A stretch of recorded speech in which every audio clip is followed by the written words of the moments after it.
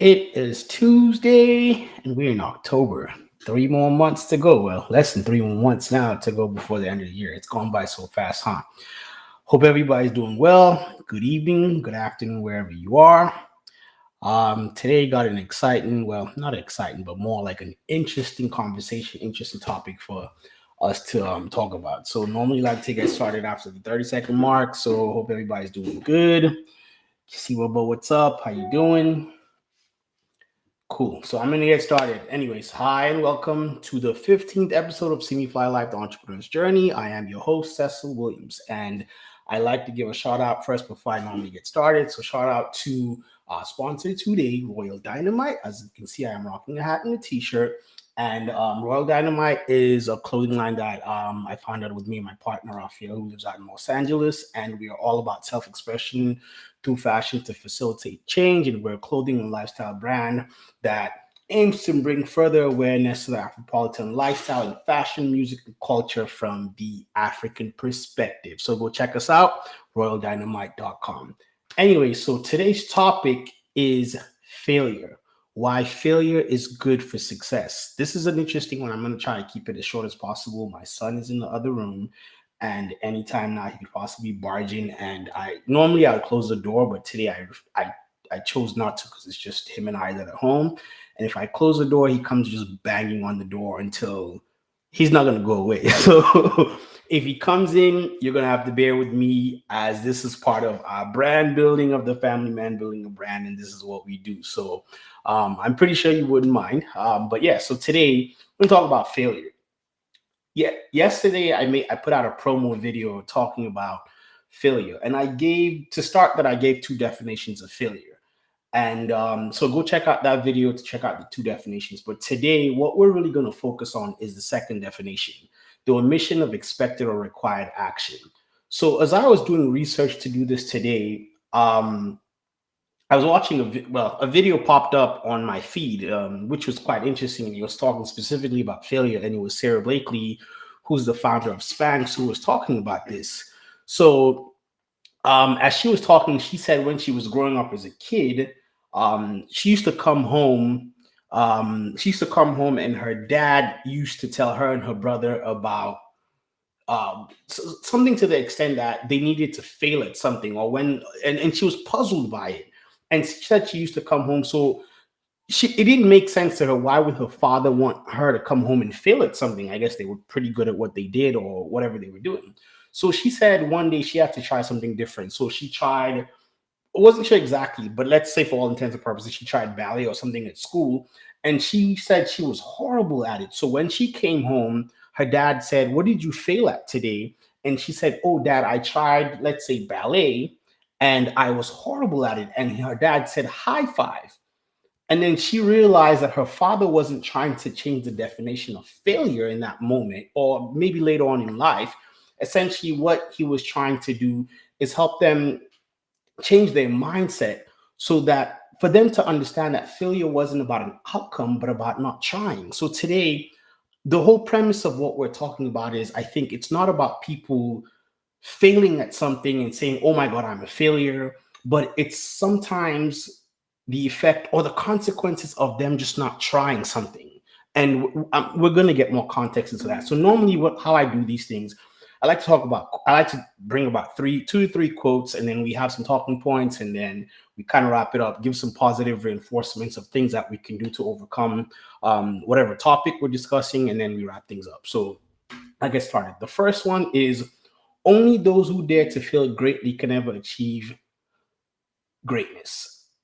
Robert F. Kennedy. So I think this is kind of self-explanatory in the sense that most people who accomplish greatness are people who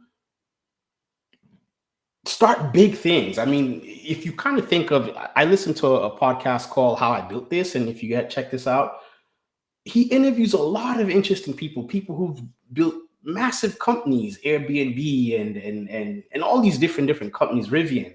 And these people, if you listen to their stories, sometimes I mean, most of them will tell you that sometimes they only had 1 week's worth of payroll left in the bank and they had to figure it out. But today, these companies have gone on to become very successful companies. But what I took from this also is salespeople. Salespeople are successful because they embrace failure. Think about when they're teaching someone to become a salesperson and the people who then survive to become good salespeople. Essentially, there's what's taught to them at the fundamental level that says that if you are going to become good, you have to be able to overcome the fear of failure. So, which means you have to fail forward. And there's also statistics that they give them that to say, in order for you to be successful in this job, you're going to have to, for every 100 people you sell to, 80 people are going to say no. So the 80-20 rule.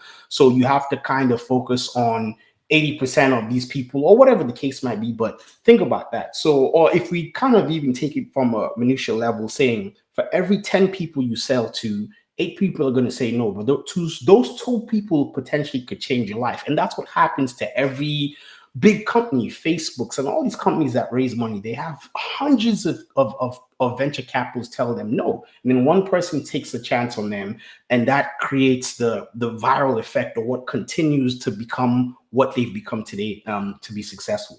The second one says, failure should be our teacher, not our undertaker. Failure is delay, not defeat. It is temporary detour, not a dead end. Failure is something we can enjoy, avoid only by saying nothing, doing nothing, and being nothing. Dennis Waitley. I mean, think about this one. I think we all can learn from failure. A friend of mine yesterday was watching my promo video, and then he said to me, I like your video. And he said, the interesting part is he works for Cox, and one of their philosophies is change is inevitable. So fail quickly and move on. Shut up, Medai. And I think that makes a lot of sense, because I think a lot of people are afraid of failure because they're afraid of the consequences. And my third point, I'm going to explain something that happens to a lot of us, I guess, from a very young age, and maybe is a reason as to why failure is prevalent, and maybe our mindset, because it's not in our society or community, it's just a mindset thing. But essentially, I think based on that quote, like what it's saying is, failure is a teacher. In order for you to succeed, you have to fail, and from that failure, there are lessons you learn, and you have to take those lessons and make progress. So that's why it says you have to fail quickly and fail forward. I mean, tech companies have this saying where they say, uh, whatever you're doing, you pivot. I mean, even CEOs say you I think it's a hire fast, or be slow to hire but fast to fire.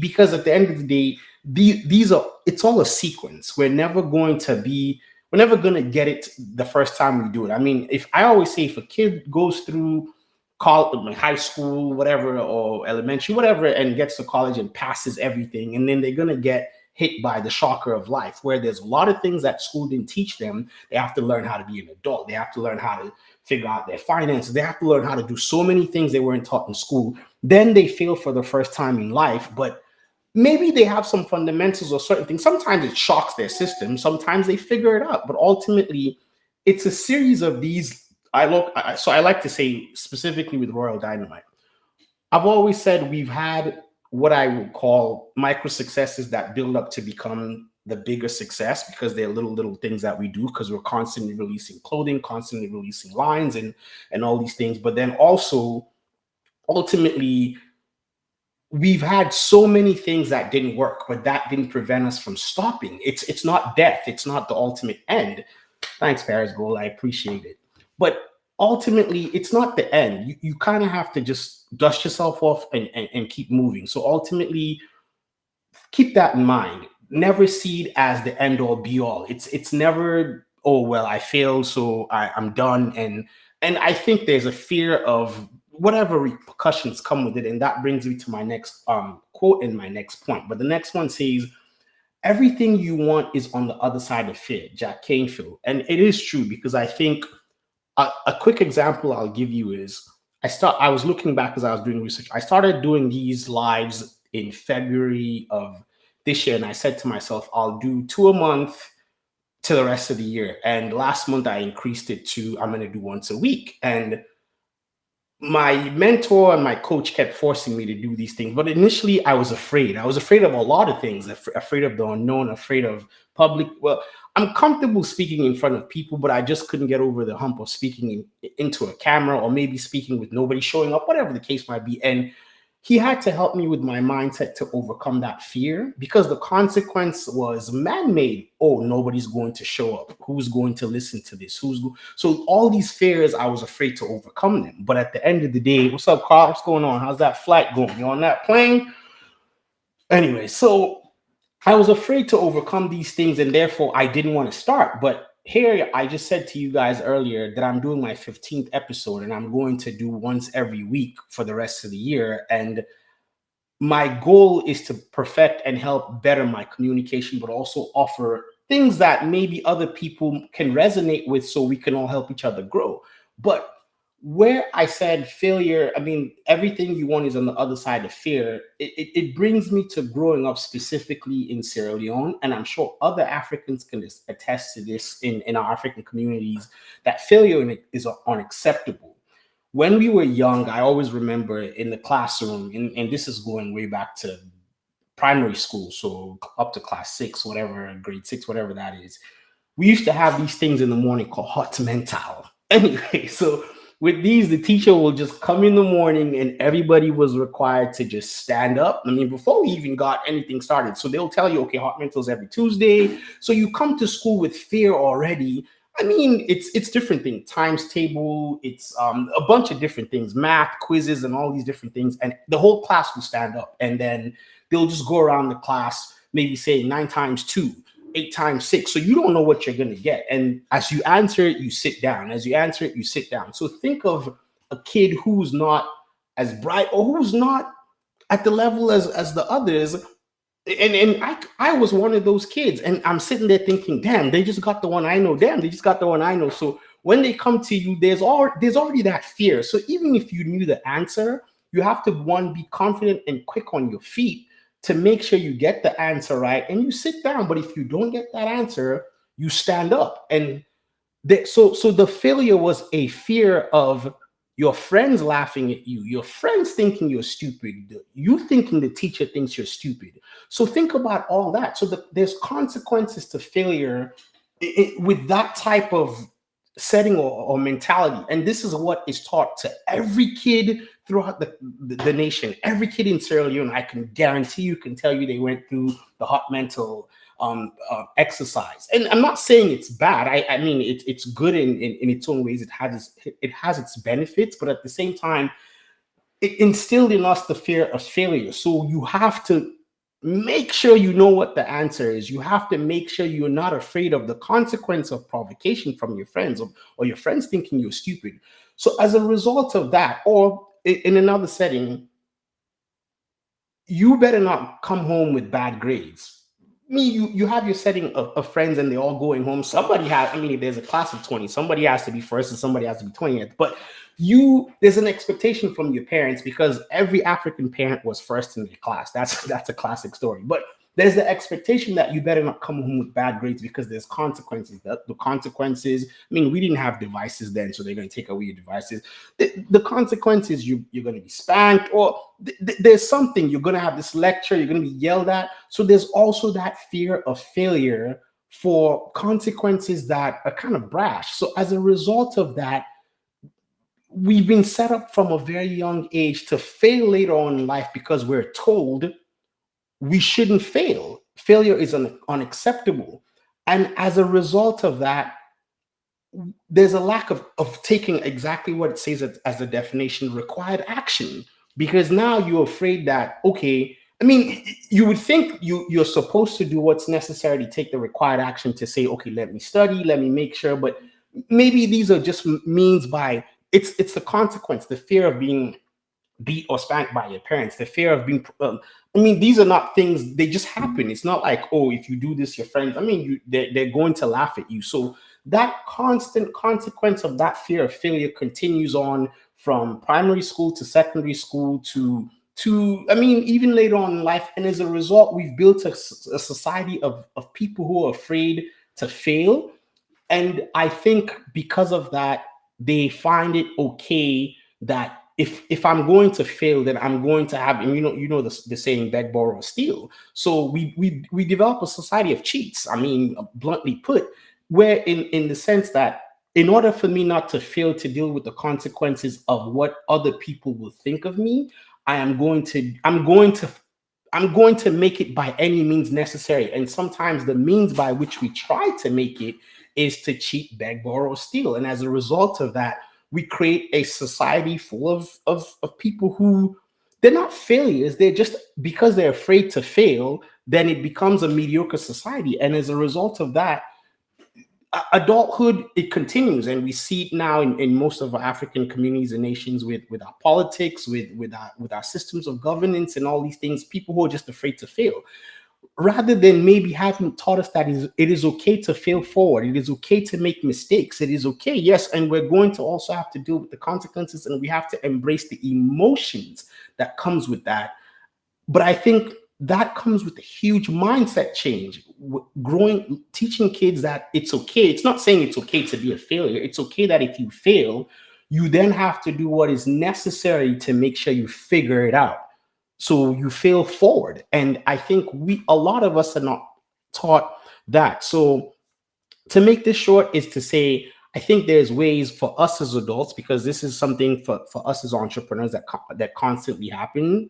And in our lives, and in everything that we do every day, we are scared to fail because we are scared to take action, because we don't know what the other side entails.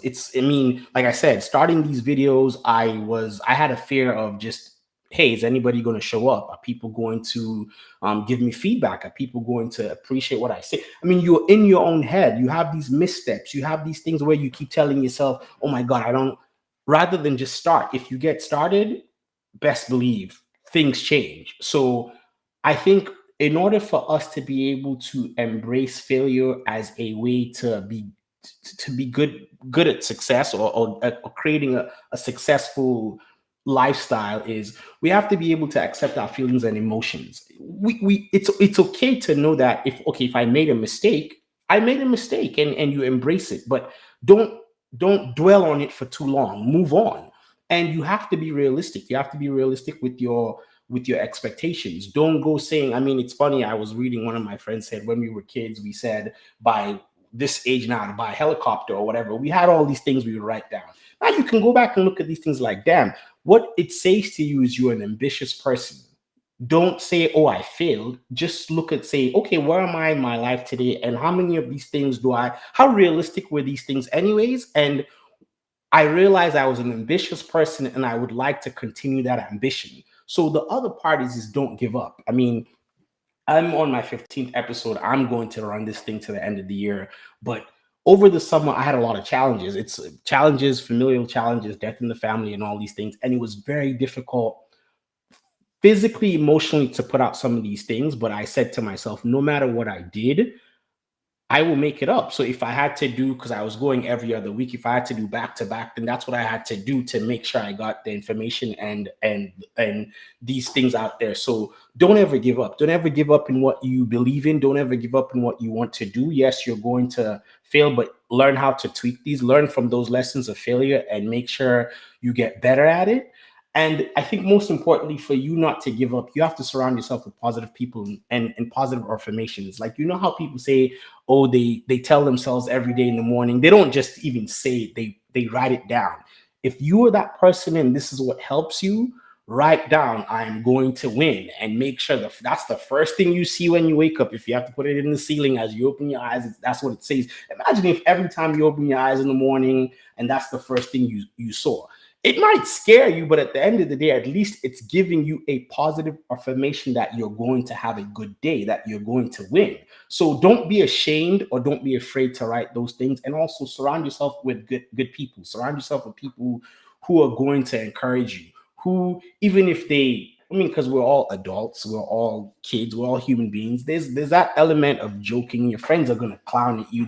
Especially with the internet today, they can make a meme out of anything. But at the ultimate end of the day, they're going to hold you accountable to what you said you were going to do. Before we started Royal Dynamite as a brand 12 years ago, we had a group of friends. Kenny knows that, the league, and it was 10 of us keeping each other accountable to our ideas becoming businesses. So it wasn't just, hey, well, I'm going to do this. Someone was there that said, well, what are you going to do to get to this? And so there's the expectation of a group of people keeping you accountable, but not just yourself, to make sure you get to the next level. And also, most important, like I always like to tell people, find inspiration through education. With anything that you're going to want to learn, you have to educate yourself. If you want to become better at any skill in this world, you have to lean in and educate yourself. Just learn, whether it's through, I mean, people don't say through YouTube. Start with those things. Reading on the internet. I mean, the greatest invention far before our generation is Google.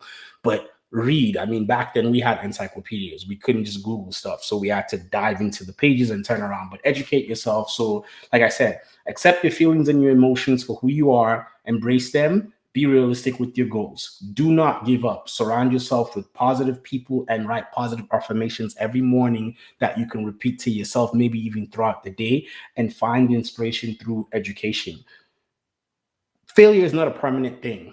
It is part of the journey. So always make sure you think of that as a temporary thing and not a permanent thing. And it is a part of the process. Embrace it. Make sure when you fail, you learn a lesson from what happened and you move on and you find a way to get better at that. So I hope you guys found this useful. And we are just over the 20-minute mark, and my son didn't come in, so which means I did a great job at occupying. So that was a success. This is a success. That is a success. I appreciate everybody who showed up. Thank you guys very much for logging on. I appreciate you share the video, let people know, and we all can grow together. Because I always say we all we got. I mean, that's kind of my saying. I say to my friends when we create our support system, we all we got. So thank you guze very much. Appreciate it. You all have a good afternoon and a good evening wherever you are. Thank you.